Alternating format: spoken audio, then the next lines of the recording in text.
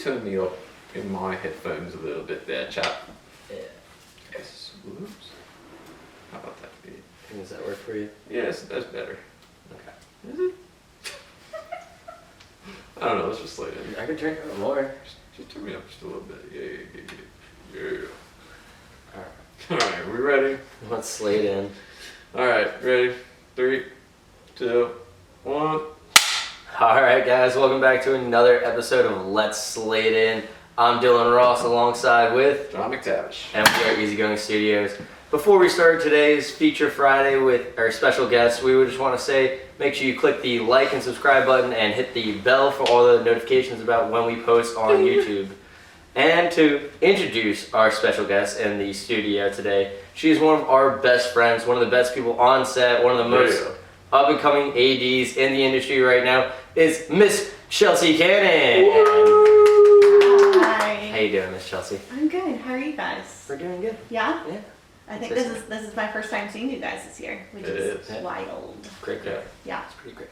Yeah. been a We slow start spent to a the year. lot of time together last year though. We did. We did. We needed the time off. Yeah. I needed the time off from Dylan Ross, basically. Yeah. Yeah. Sounds about right. All right. Well, let's get into it. Yeah. Chelsea, what's your origin story? Well, from? I was born and raised in West Palm Beach, Florida. Mm-hmm. My whole family still lives there, so I'm the only one who flew the coop. Yeah, it was a cute little childhood. Same, we had the same friends growing up from elementary school to high school, and some of those people I still call friends now. So it's Nice. typical Nice. little upbringing I had. Yeah. Tell us how you got to Nashville. What's the story there? What's the story how you got here? So I went to college at Florida Atlantic University in Boca. Go Owls. We're really good at basketball, so They beat FDU. yeah, and we're really good at basketball. So I went to FAU. I had an internship with an online publication, an entertainment publication, where we would go to festivals like Tortuga in South Florida and CMA Fest. We would fly here for CMA Fest and interview artists and kind of do like a day in the life, but in an article version. And there was 3 or 4 of us that would come, and we'd whoever was available, we would my first interview was Natalie Stovall, and Shout now out she's Natalie. shout out Natalie, and now she's part of Runaway June and killing it. So it's crazy to see how far things have come from then to now. That was my first time here was 2015. So Man, I was 15 when you first came in. they do this to me all the We love you though. time. Whatever. Yeah, we'll talk about being the big sis later.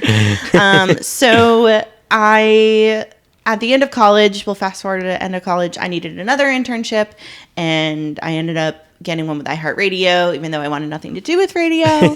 And kind of my role was promotions assistant, and it's very much like a production assistant. You're hauling tents and setting up tables and breaking down tables and setting up PA systems. And so it kind of set me up for life now. Set you up for success. Set me up for There you success moving here. So I worked there for 3 years. I was in the digital department. I ran 11 social media accounts, not including my own.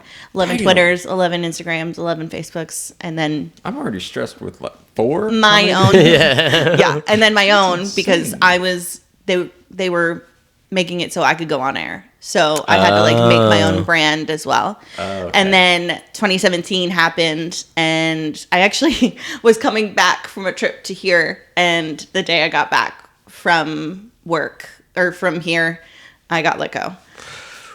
I love my iHeartRadio family so much. They're the best. Were you still doing it?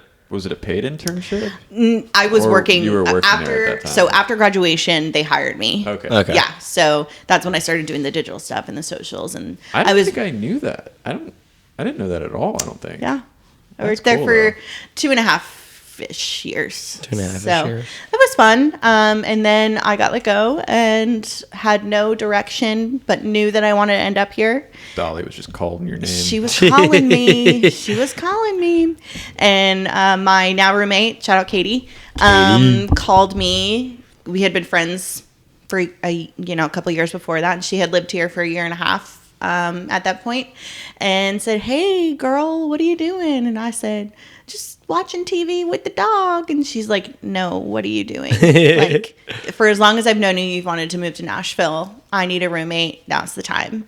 And I went with the intention of getting a job before I got here in radio, but that didn't work out. So I came here without a job, and I lived off of unemployment for 3 weeks being here.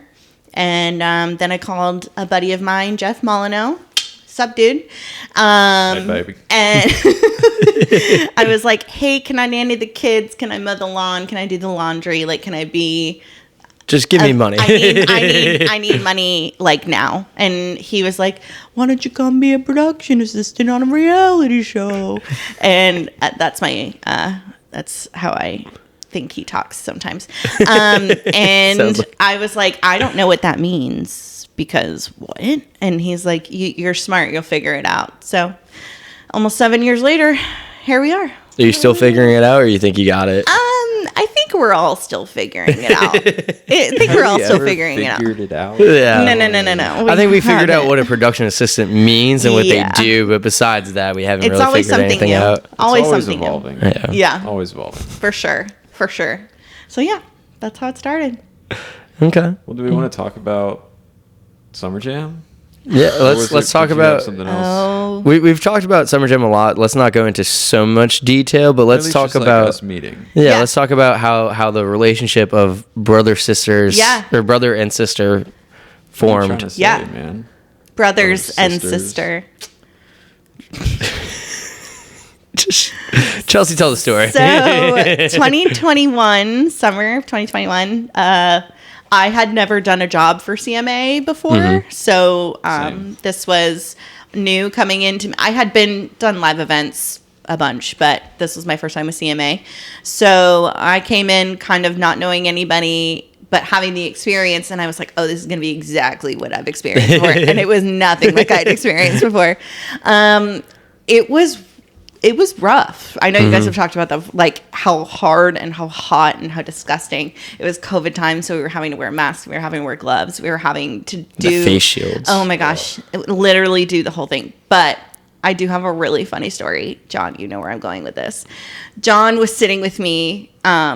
We had to pass out snack crafty to. I don't remember this. Yes, you do. I don't remember a lot. We had to pass out crafty to the crew because in that time they couldn't reach for it. So John's sitting with me. Oh, I know you're going. And all this, the Brothers Osborne walks past us, and he goes, "Hey, who is that?" And I was like, "Really?" I was like, "That's the Brothers Osborne, duh." And I was like, "Do you know who that is? That's Miranda Lambert." He's like, "I know who that is." So that's kind of like where I was like, "Okay, John." And then... Well, I was the one who was also asking them, because this was when surfing was first in the Olympics, for them to put it on in the PO, because I wanted to watch the this surfing Virginia Olympics. Beach kid comes in, and all he wants to do is watch surfing. Yeah. Also, my third day meeting John, I came in later than you did, and this kid looked like he had been run over by a bus. We're like, "Did you eat? Did you drink any water at all?" He was sunburned, like with his little cutoff tank top and his cutoff shorts, his board shorts. Yeah, it wouldn't be a Summer John job if John wasn't wearing a tank top and board shorts. So and flip flops to start the day and end the day. Of course, obviously the flip flops. So I come in, I see this kid, I'm like, "Is he gonna make it? Is he okay?" And I just, but then I was like, he's such a hard worker. Like, clearly he's busting his butt. Like, he's doing what he can. Nah, he just looks like it. So when I met Sweet Dilly, sweet little Dilly Bar, I was like, I feel like I'm babysitting. That's not And that wasn't just with him. That was with all of them because I'm I'm older than all of them. So I was like, I had come into this job thinking like, I know exactly what I'm going to do. Like, obviously we need to just be hustling. And all like these guys ended up going to like watch the show. Right? Was that you? I went to watch the show. But he got off early. I got off like That's before right. the show That's even right. started, That's which right. I was shocked. So I was kind of like, oh, these kids. So hard to find good help these days. Yeah. Wow. Look at us now. And now I truly cannot imagine having like anyone else there with me because Appreciate I that. met Bean too. Bean. Shout out Bean. Yeah. Like I really got close with Bean on that job. And it was during that time that they were kind of thinking about moving out here and all this stuff. And I was like, come on. And then after that, I introduced you to CMT. But yeah, she got me on Artist of the Year. Yeah. And that was the first CMT job because I remember I had to stay late the first night. You and learned the fancy like dance with Justine and Shelby. Oh yeah, the TikTok fancy like. Yeah. Yeah. So I had like recognized early going in there. I didn't know any of you guys, but I went in knowing that I hadn't started really second ADing yet, but I knew that I was going to eventually get there. And I needed strong PAs to think about who I could have on a set with me. And that was like you guys were like my first introduction to new fresh blood, fresh meat. Fresh meat. And I've had you on set. I've had you on set with me before. No, It was much after that. Yeah, after that, yes. Yeah, I've had you on set with me before. Yeah, that. That was a rough job if I remember it right. It was very rough. Yeah, But it was a good job. it was. There may have been an oversleeping of a couple minutes for me, but you know. You oversleeping? Never. I would never expect that. That habit has been put to bed. I still scold him. Yes. I still Same. scold him. Same.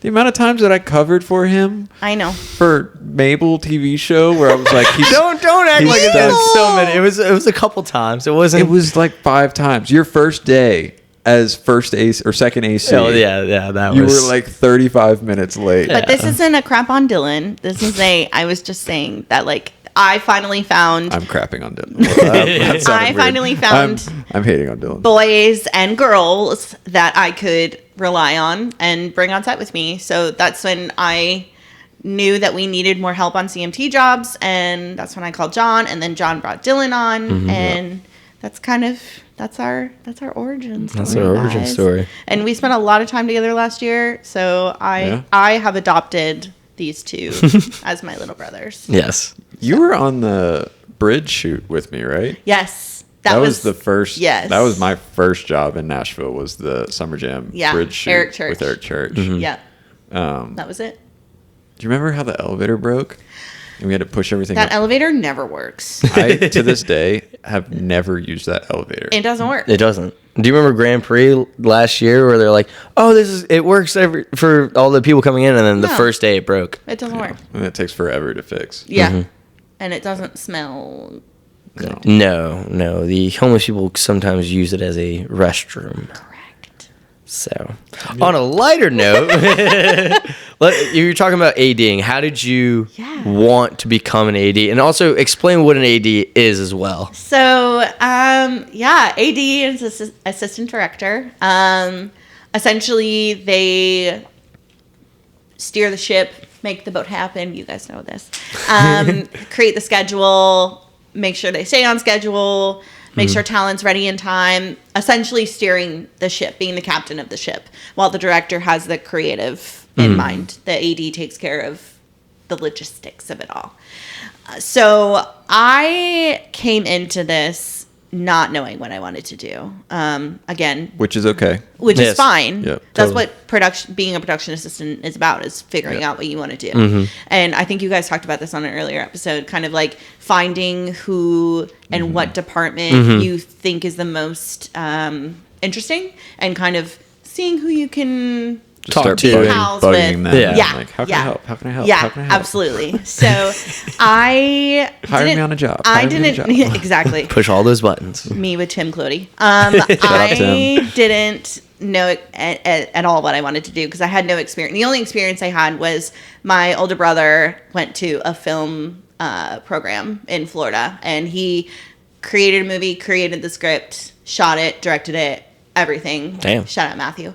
And that was my only experience with film. So I came in just as a sponge and like I just wanted to absorb everything. Mm-hmm. I even raked leaves for the first time coming in here. So like moving here. So I got off. I was in reality for 2 years and they don't really need ADs. Mm-hmm. So I was kind of steering more towards like the production coordinator, production manager kind of vibe. But once I started in music videos in 2018, I was like, wow, this is sick. And then 2021, I did a music video for Kane Brown called Worldwide Beautiful. Go check it out. It's a really good video. Tim Clody, who I love and adore. Strong climber. He's also a strong climber. He has always been someone that I've looked up to. He's pushed me to my limits and wants me to always be better. So I kind of latched onto him and was like, hey, I need to know everything. I want to know everything. So this video had kids and you know, with my coaching background, it's very easy for me to get on their level and figure out what's going on in their brains. But there was one scene in the video where these kids are sword fighting. And Tim was like, Chelsea, I need you. We were in a field. I need you to lay down in the field and direct these kids on what to do. He's like, I'm going to tell you what to do. You need to tell them what I'm saying. So I was like, I'm going to get a tick. I'm going to be attacked. But that's truly what I was worried about. Them chiggers are no joke. No joke. So I did it, and after it came out so beautiful, and everyone just coming up to me, and they're like, "Wow, you're really good at this. Like you're really good. Like you're really good at this." And I was like, "Do I want to do this for the rest of my life?" So that was the video that I decided I wanted to start second ADing, and it was mid 2021 that I got my first official job as a second AD. Nice. Yeah. What was we didn't put this down, but I'm kind of curious. What was COVID like for you here? Like, what did you do? Did you have any jobs? It was actually really busy. Really? We didn't stop. So from March to July, we were shut down. We were all living off, government money, all that stuff. I went home for a month, back to Florida for a month, and just kind of chilled. And then I'd say end of June, beginning of July. This is where Krissa Robinson and I met. Happy birthday, Krissa. Happy birthday, Krissa. Happy late belated birthday. Happy birthday. What was it? It was a live stream of Blake Shelton, Kane Brown, Carly Pierce. Oh, nice. Because that's all people could do was live streaming. So I did a lot of live streams. That's cool. For COVID, and lots of tests and lots of swabs, and all the safety, and even that year with CMT Awards. Like, I was tested at least 100 times before the end of the year. Oh, I believe it. Yeah. I believe it. Just the amount of times that, like, growing up in Virginia and being in Virginia during COVID, I didn't have to get tested unless I felt sick. I would go to a drive-through testing and wait for my results to come in. And then moving here and doing the jobs and every other day getting tested, just like my nose was starting to get. I will say, I think my nose has been the clearest it's ever been during COVID, because every other day was like 3 feet up your nose. Yeah. Cleared all my sinuses. But from July of 2020 to, I'd say, whenever the strike started last year, I was busy. Nonstop. Okay. It was nonstop.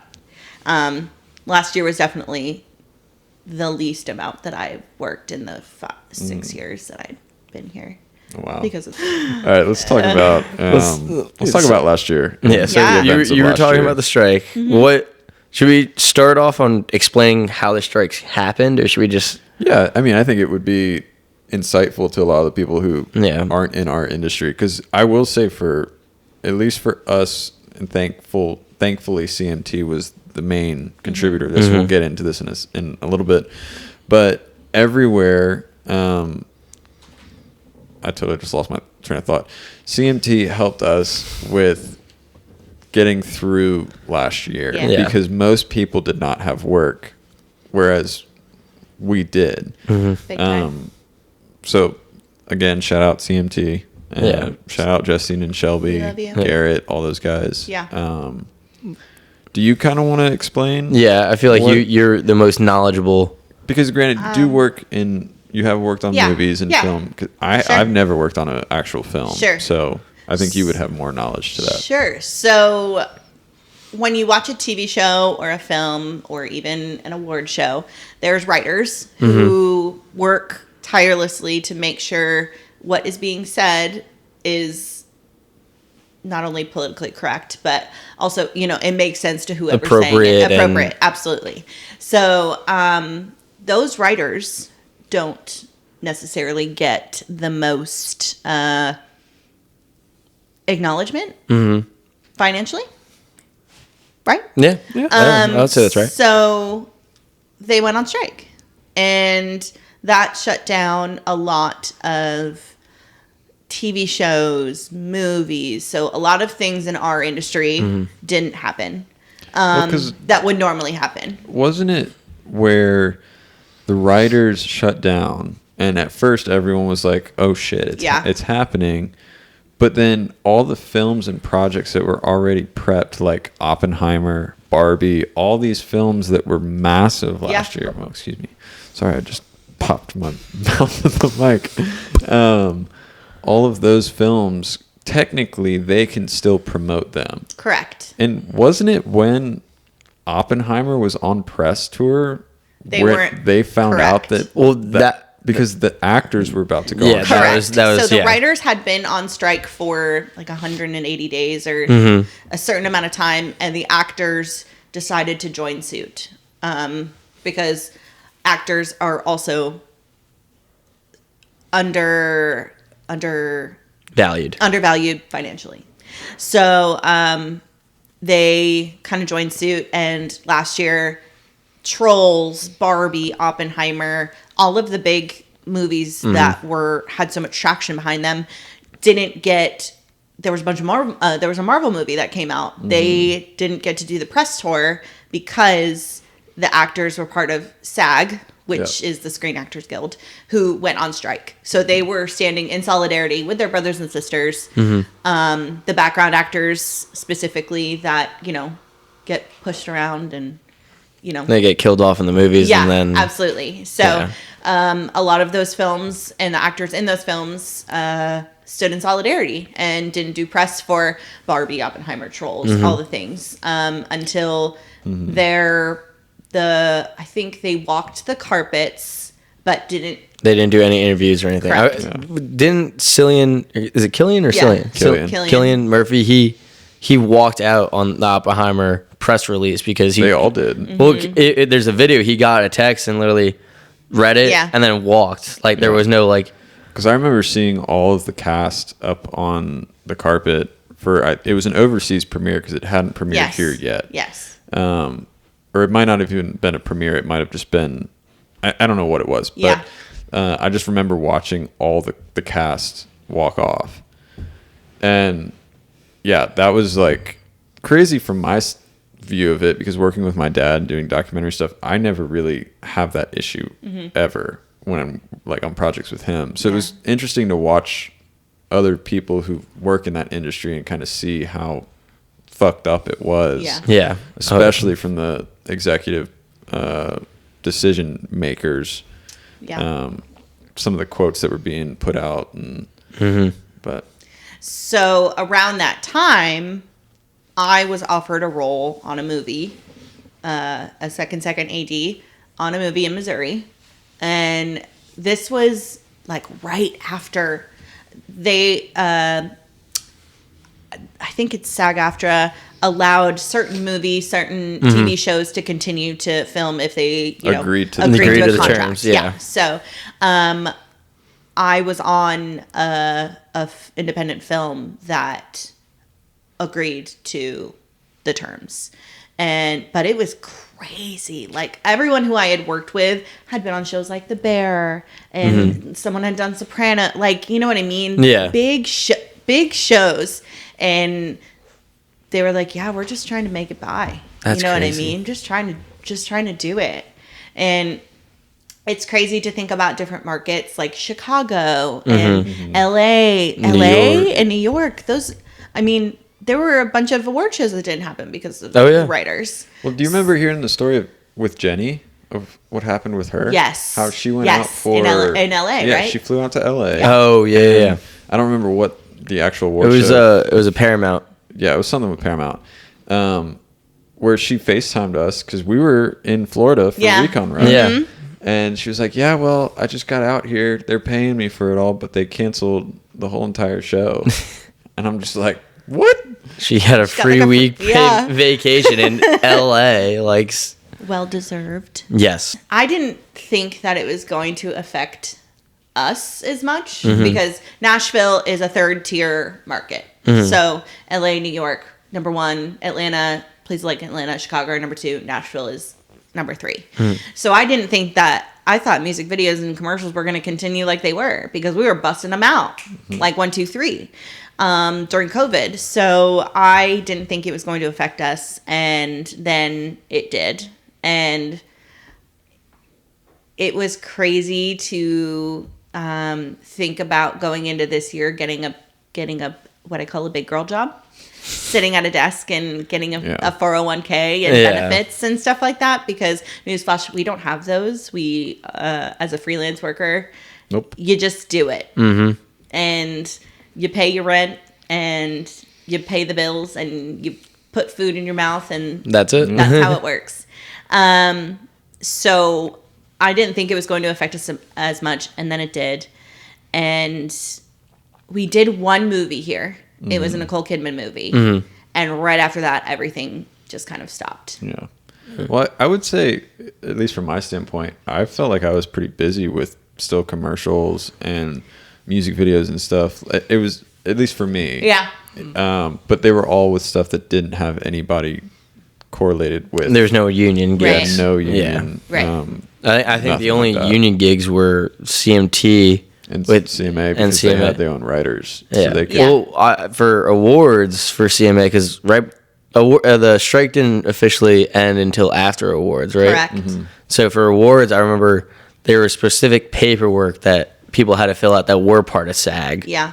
To like, because it was mainly the stand-ins, though. yeah, it was mainly the none of stand-ins. Yeah. None of the like stagehands or none of those guys were they affected by it? I didn't Probably. understand that. See, the thing about Tennessee is we're a right to work state. So we could still work because we have the right to. Yeah. So I think a lot of people were just under the impression that they needed money. So that was, Okay. yeah. So I want to talk about something that probably doesn't get talked about a lot, especially in our industry, is the mental health behind it. And during the strike, I feel like that was a huge. There was a huge uptick of mental health that happened. Like, what's your opinion on? Well, I can only talk personally, and I know that last year was mentally one of my hardest years. It's so hard in our freelance world because we sit there and we compare ourselves to other people that are getting work, and it's not like that, guys. It's you should be happy for that, which obviously you are, but I had a lot of panic attacks last year, some on set, and it's hard. This is another thing that I don't think we take into account is like a work-life balance. Because a lot of us, Feel that. we find ourselves putting our worth in our work Yeah. And that's we're so much more than that. Yeah. But as far as like the financial aspect of it, I haven't had to ask my parents for help in a long time, and having to do that was just was killed my pride. Yeah. Speaking of my mother, you know, it still, I mean, I went into this year with $25 in my bank account, but you just have to know that this is a dead dead part of the year. End of December, well, even middle of December to the beginning of February is always dead for us. Yeah.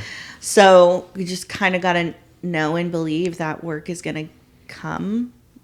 You know, especially now that the strikes are over. Yeah, this is really falling. So I personally am a huge advocate for mental health. Therapy is what has gotten me through the last couple of years. So talk about it, be about it, find help. So yeah, mental health is I post about it all the time on my Instagram. Everyone's probably sick of it. But when I was a kid, I've suffered from anxiety and depression my whole life. So Will you lower the mic just a little John's making faces at me. Sorry. There you go. I've suffered from anxiety and depression my whole life, so it's dealing with last year was hard. It was rough, Yeah. but we're through it now. We're on the other side. We sure are. On the other side. On to better times. Yes. Better times. And on to better times in this podcast. Let's talk about some stories from gigs we worked on a little bit. Yeah, let's do it. Let's do it. Okay, so what's one of your favorite stories working with John or I? Or both? So Dylan and I had to. Okay.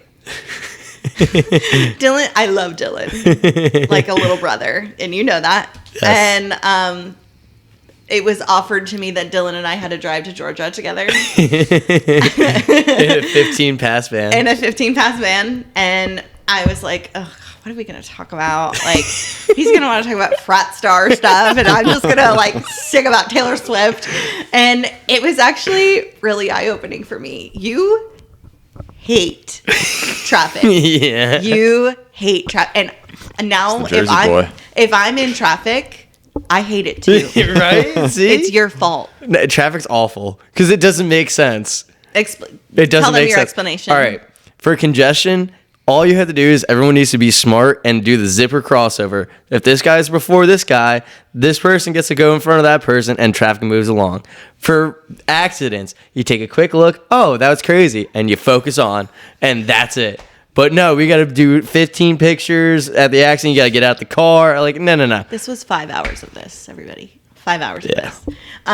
I live with this. I hear you, brother. I hear you. You guys are just trashing me. We should just name this episode never. Trash I love Dilly. Dylan. And he also taught me about, he's like, yeah, we just have to go up a couple more miles. And I was like, you mean like we have a couple more minutes to drive? And he was like, no, we have to drive a couple miles. I was like, how do you know? Like, how do you know? And he's like, that's just how we learned in Jersey. And I was like, okay, that makes total sense. If you don't have your father yelling at you at the map quest, because we didn't have GPS. Yeah. You know, it was 8 miles to the next exit. So you had to remember, all right, there's 8 miles. You look at the mile marker. All right, we're at mile 67, 8 more miles to that. Okay.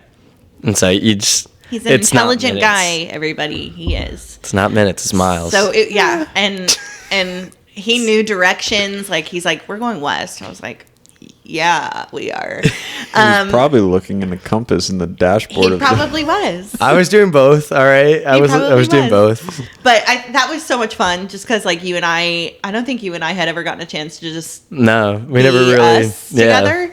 So that was really fun. I just have to say, you were going east. That's going to drive me crazy. I'm going to be in Oh, she said west. I didn't say west, okay? I'm going to be in the editing booth this later and is be why- like, I should have said something. I should have said something. This is why I am directionally challenged. But that was really fun. And just that job was just so Yeah. much fun. I loved that job. That was a great time. We had a blast. Riding out the storm with the wine It and was pizza. like summer camp. It was so much fun. It was Who so were much you? fun. You were about to go work on a Greta Van Fleet music video. Yes. Yeah, I did. I remember you talking in the phone, Yeah. on the phone on the car ride back with Bean and I. Yeah. I was getting ready to first AD that. Can we talk about? Yeah. Okay. Because Yeah, I remember there was the Ring of Fire. We had a ring of fire. we almost lit a guitar on fire. Yeah. There was lots of rain. Shout out Danny and the boys. Yeah, they're awesome. They're so cool. But yeah, that was probably my favorite job. My favorite experience with Dill. We've had a lot. We've had a lot, you and I. Yeah. Our little heart-to-hearts in Austin, just Yeah, like Austin our was cute good. little, and then awards at Municipal. Oh my I've heard stories. Oh my gosh, that was just like a crazy yeah. time. Did you stay over on the bus? Yeah. When the after show wrapped? I can't remember. Yeah. Yes, I did because Okay. I left the next morning. I didn't have to be in until later because I was doing the overnights. So That's I right. stayed with you guys, and then I hopped back. Were in. you helping him push tables up that hill in the Oh my rain? God. No, that was Sydney Hampton. Oh, that was Sydney. Oh, Yeah. okay. In the rain. Sweet Sydney Didn't you Hampton. wasn't it in the rain or no? I don't remember any rain. Oh, okay. It But we it had to rained push that them night. up. Or yeah. Yeah. When we stayed over. Yeah, Sid helped you with that. Oh, okay. Yeah. I thought that was you. I don't remember that. I remember you telling me that I because you talked my ear off for about 15 minutes about it. I remember. Do you remember breaking down the 300 tables that we had to break down downstairs? Yeah. Everyone was so pissed off and kicking them and throwing them around like, fuck this. Like just grunting and everyone was so Everyone mad. did the Joe I was Pesci like, guys, childhood mumble. we just have to get it done. Like, we just have to get it done. It came over the radio and we're like, excuse me, what needs to happen? They're like, we need you to set up these 100 tables and 8 and then break chairs them to down. each. And it was like 200. Yeah, it was and Damn. it seemed like each time we would get close to like maybe being finished, another one would just pop up. It's always how it happens. Yeah, but that was a really fun job. Was that the one? No, Anthony Mackie hosted. No, that was it. He was there. That was it. Yeah, so I'm a huge Marvel nerd. Yeah. And same. I had told Shelby, if there's any way that I could just like say hey, I would be forever in debt. The best she could do, which shout out Shelbs, like this was huge for me. I got to walk past him and like we kind of made eye contact, whatever. We made eye But contact. I was like, this is the coolest thing. Like, this is our job.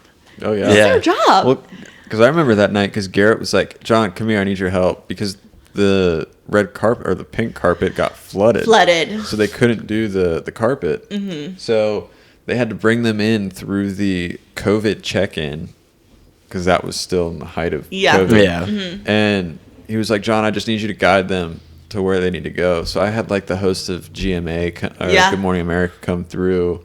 All the stars were walking past me. And I'm just like, holy shit. Yeah, crazy. But yeah, the municipal, and then Artist of the Year was always so fun. Yeah, Artist of the Year was Your good. first Artist of the Year was one of my favorites. My second one was, I think, my favorite job. Yeah, Because that you got one on was for a fun. day. I needed that. I really needed that. Yeah. Though. Like that was, I had so much fun on that job. Yeah, that was a good one. Yeah. Who was on that one? It was I don't even remember. I got Kane Brown, Kim Brown. Alicia Keys. No, not Alicia Keys. Who's the one that sang with Walker Hayes? Ciara. Ciara. There we go. Yeah. Okay, yes. That was just like, those are just fun because we get to just work hard, but like be with our friends. Yeah. And just chill. I was in the truck during Yeah, the show. you were. That's right. Yeah, I had a forgot great about time in there. I'm glad you did because I felt really bad because Justine was like, "Do you want to go into the TV truck?" And I was like, "Not really. No." Everyone's got to do one time in the truck. Yeah. I love the truck though. And I knew that's like what he wanted. Yeah. He'd want to do, especially yeah. with sports. I was like, Dylan would love that. Yeah. Yeah. Just throw me under the bus. I don't think, you and I done a job outside of that stuff together? I don't think we have. Besides CMA too? Yeah. I don't think so. Because I technically, my only job with production with CMA was Summer Jam. True. I did COVID. I was on the COVID team 2 years ago, and then last year you were doing audience. I was with Jeremy. Yeah. Jeremy and Mama Sue. Yeah, I don't think we have. That's crazy. Wild. I know.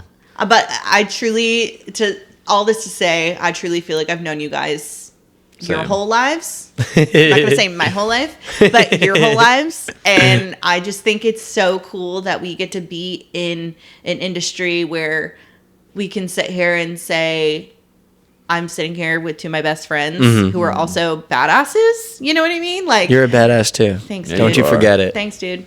So it's just crazy. I feel like I've lived 80 lives, but I never expected me to be in a life like this. Oh, for that sure. we get to live. Oh yeah. I have to remind myself that every day I'm on set. Yeah. Just talking with some of the guys that are back home and Well, still doing the same thing. you brought up something when during the strike we compared ourselves to those working 9 to 5s. In your opinion, if you could do a 9 to 5, what 9 to 5 job would you do?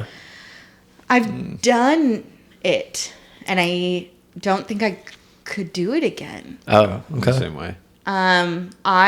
Even when I worked in radio, half the time I was sitting at a computer doing social media, but I was also going to concerts and doing concert photography. So half the time I was out in the field doing, cool things. I personally have never been able to see myself sitting at a desk with my laptop, Yeah. I mean, my side hustles are also like I dog walk and I nanny. Like those are very unconventional jobs for a 34-year-old, but I love doing what I do. Yeah. I love it. And if I get to be with people that I consider family every day, like Oh, for sure. it just makes it so much better. Okay. I have a What would question. yours be? Oh, yeah, my what 9 would to yours 5? be? Wait, can I guess? Yeah. Accounting, bro. No, God, I'm not that good with math. Really? I'm okay with math. I feel like you're good with math. I'm decent with math. Accounting, bro. That's my guess. Yeah, I don't know if I could Real do that. estate? I could see myself doing real estate. I would say more in like the sports world, but like even in the sports world, it would still be videography or Yeah. broadcasting or something like. So it's not really like a desk job per se. Yeah. If I had to choose anything besides this, I would actually be like construction. Okay, I can see that. Yeah. What about you? You don't want to guess? I already know mine off the bat. Surf photographer. No, it wouldn't be anything with a camera. No? It'd be like a legit 9 to 5. I've Surf said it shop before. owner. Accounting, bro. No, I'm an idiot when it comes to math. Same.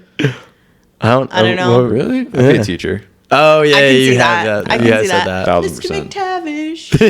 Mr. Soap, I have a Mr. question. Soap, please. Mr. Soap, can I use the Mr. bathroom? Soap. May I use the bathroom? No.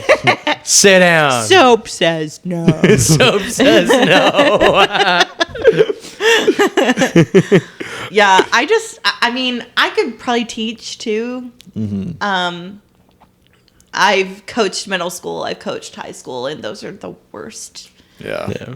I could be a coach. I could see that for myself too. Yeah, football, Like my favorite thing though, hockey. Hockey. growing up was getting to teach kids how to surf. Like that was Yeah. my favorite thing in the world. Yeah, Like, same. It was so cool. With coaching, cheer. I love the little babies. Yeah. I have a question. I have If an you could answer. do any gig with any dream crew, what would Dream crew? dream crew and dream gig? You guys know the answer to this. You should at least know the answer to this. Taylor Swift. Well, okay, so yes, Taylor. Taylor would be directing. I would be ADing. Also, Green Day is also my dream artist to Are work they with. are they touring still? They are. They are. They're coming to Geodis. Well, Green Day, if you need someone, Call up Chelsea. your girl. I've been a fan since I was 7, so you know she's going to do a great job. yeah. So back to Taylor Swift. She would be directing. I would be ADing. Because I feel like we would have a good dynamic together. We're both, 34-year-olds. Can I guess who your second AD would be? If you say Kayla. Kayla and I would probably just be in the corner like. She's your locations manager, though, yeah, right? Kayla would be my locations manager for sure. I'm trying to think. Do you want an AC? Sure. I'll AC. I would probably have. I would have Krissa as my PM. Mm-hmm. Nice. I would have Alan as my Alan Howard as my producer, Krissa as my PM. Kayla would be locations. I would probably want Skinner to do the steady stuff. Yeah. I would have Colin Knoll and Mike Rodia come out and do the crane. Oh, Mike, Nice. yeah. John, you can handle a camera if you want. John would just be sitting in the corner making fun of Kayla and I. Yes. Probably that would be his I job. would. Wait, I can't get that job? I gotta be AC? Yeah. Damn. You want to work with Skinner? Yeah. Okay, great. That's your job. Yeah, I think just having my friends, being able to, I've done a couple, Krissa Robinson is one of my best friends here. She's an incredible PM, incredible BC. I've been able to do a couple jobs with her as a production assistant and seeing her in that role. And it's just like,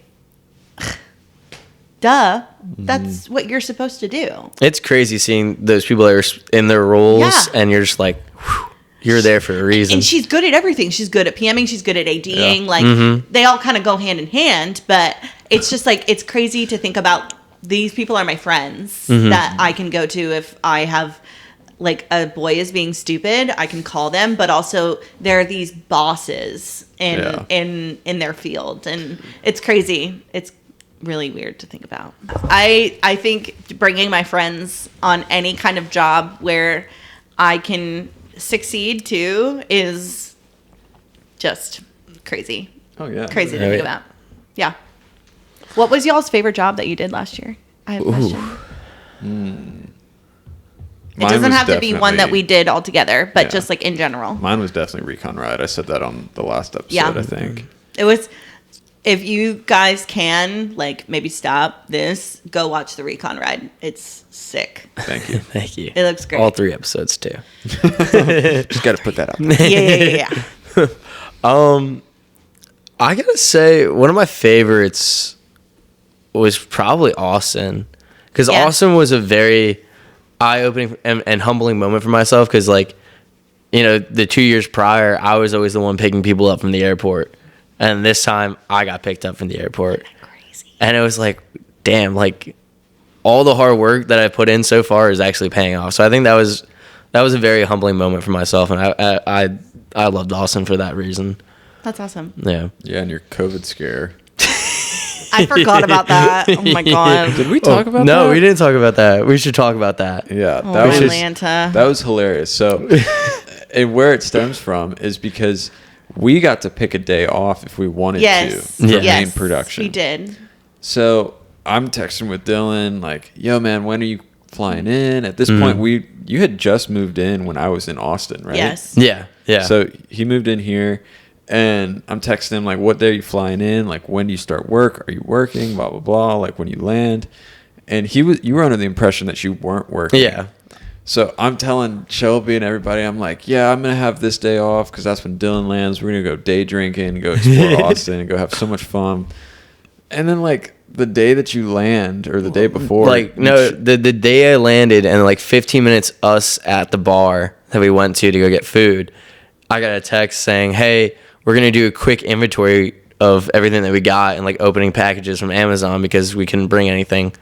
And I was like, "Oh, okay. How long is that going to take?" Probably like an hour. So I'm like, "Okay, all right. Well, John can go chill at the pool for an hour." And then an hour turns into 4, and Yeah. we missed our opportunity to day drink. But Chelsea, as soon as I landed, Chelsea texted me, "So I heard you and John are going day drinking. Share your location right now so I know where you are.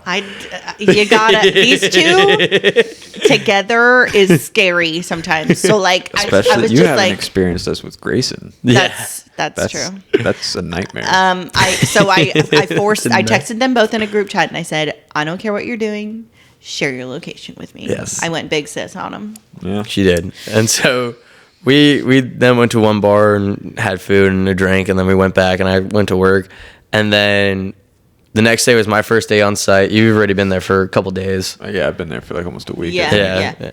So I did everything, and then I get tested, and then Well, hold on, because this is how I found out. okay. Was we're working, we're doing our day-to-day stuff, moving tables, and had nothing to do with red carpet.